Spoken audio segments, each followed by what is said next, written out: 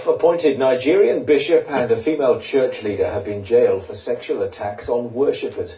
They attacked people from their congregation during private prayer sessions at a church in southeast London. Our religious affairs correspondent Martin Bashir has this report. That's why we are teaching the topic, intimacy with God.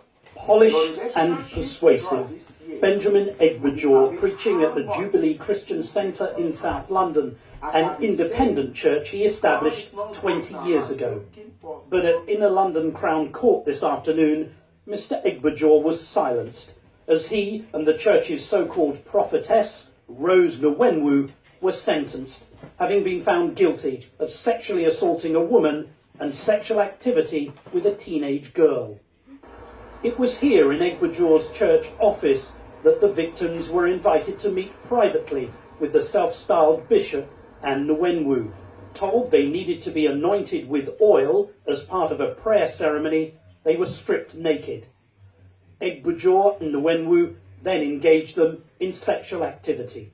I think a lot of it is about, with sexual offences, it's about control, it's violence, and it's also satisfying the sort of sexual urges that he clearly displayed through the trial.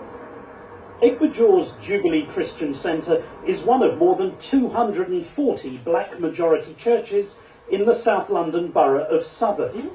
According to research by the University of Roehampton, this is the largest concentration of African Christianity in the world, outside of Africa.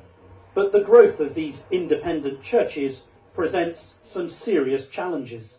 We have a whole range of structures that exist, and leaders need to be introduced and need to know these opportunities to get their churches plugged into an accountability framework so that they don't get caught out when temptations come.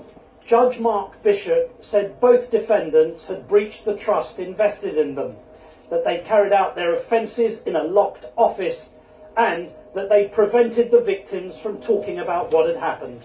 He sentenced them both to 3 years in prison.